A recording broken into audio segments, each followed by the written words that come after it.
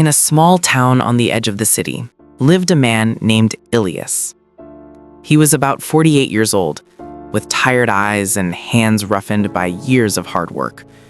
Every morning, before the first rays of the sun touched the rooftops, he would leave home quietly, his old bicycle squeaking as he pedaled down the narrow road toward the construction site where he worked as a day laborer. Ilias never complained about his life. He worked hard, earned little, and spent everything he had on his small family, his wife and his 1-year-old son, Ion. His clothes were simple, his meals modest, but his dreams for his son were greater than the sky. Every night, after a long day of carrying bricks and sand under the scorching sun, Ilias would return home exhausted. Yet, no matter how tired he was, he would always pick up little Ion, kiss his forehead, and whisper, "Someday, my son, you'll study in the best school, and you won't have to live like your father." His wife would smile softly, even though she knew how expensive those schools were. But Ilias had already made up his mind. No matter what it took, Ion would go to a good school. He wanted his son to live a life of dignity, one he could never afford for himself. Years passed. Ion grew up quickly, curious, bright, and full of questions. He didn't understand why his father always came home so late, or why his clothes were always dusty. He never asked, and Ilias never told. All Ion knew was that his father loved him more than anything. When Ion turned 6, Ilias took him to a big private school in the town. The building looked like a palace, shiny gates, neat gardens, and children wearing crisp uniforms. Parents arrived in cars, holding their children's hands.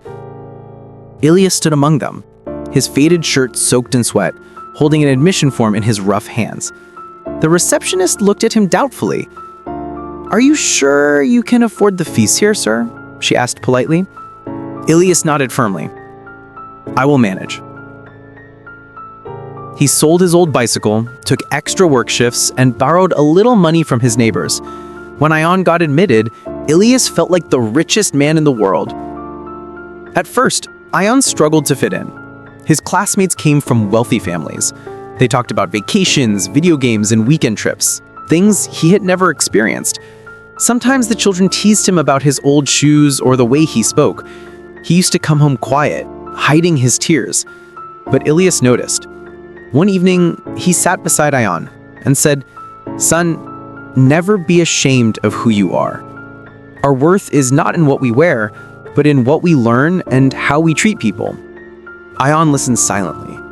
From that day, he decided he would study hard, not just for himself, but for his father. As the years went by, Ion became one of the best students in his class. Teachers loved him for his discipline and dedication. He never asked for expensive things. Every time Ilias came to pay the school fees, he would stand outside the office, waiting humbly until it was his turn, carefully counting the crumpled notes he had earned from long hours of labor. One afternoon, Ion's friends were talking about their parents' jobs. Doctors, businessmen, engineers. When it came to Ion, he hesitated. "What does your father do?" one of them asked. Ion opened his mouth, but no words came out. He couldn't picture his father, covered in dust, lifting bricks under the sun, next to all those powerful, educated parents. He felt something heavy in his chest. That day, when he went home, he watched his father from a distance. Ilias was sitting outside, repairing an old shoe because he couldn't afford a new one. Ion felt a strange mix of sadness and love. He realized that his father never complained, never showed his pain. Everything he did, every drop of sweat, was for him. That night, Ion quietly promised himself that one day he would make his father proud. Years flew by. Ion grew into a confident young man. He continued to excel in his studies, winning medals, certificates, and scholarships. His father's face always lit up whenever Ion brought home an award. But Ilias never attended any school function. "I'll go when you do something truly special," he used to say with a shy smile. That day finally came. the annual results ceremony of Ayan's final year at school. The large auditorium was decorated beautifully. Parents and students filled the seats, the air buzzing with excitement.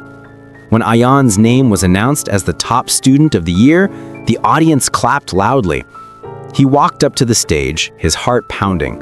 From the corner of his eye, he saw someone standing near the entrance, a familiar figure in worn-out clothes holding a small bag. It was his father. Ilyas had come, though he stood quietly in the back, afraid he might embarrass his son. But Ayan's eyes filled with tears. For years, he had kept his father's identity hidden, afraid of what others would think. But now, standing on the stage, holding the medal in his hands, he realized his father was the reason for everything he had achieved. He took the microphone and looked at the audience. "I want to say something," he began. "All of us here have worked hard, but there's someone in my life who worked harder than anyone I've ever known." The crowd went silent. "My father couldn't study in schools like this. He doesn't wear a suit or drive a car. Every day he wakes up before sunrise and works till night so that I can stand here today. Many of you may not know this, but my father is a day laborer, and he is the proudest, strongest man I have ever seen." The room was completely quiet. Then, slowly, people began to clap, softly first, then louder, until the whole hall echoed with applause. Ilyas stood frozen, tears rolling down his weathered face. He had never imagined his son would speak about him like that, not with shame, but with pride. Ayan held up the medal and said, "This belongs to him." He ran down the stage and hugged his father tightly. That evening, as they walked home together, Ilyas said softly, "You didn't have to say all that, Ayan." Ayan smiled. "I did, Baba. You've spent your whole life hiding your pain.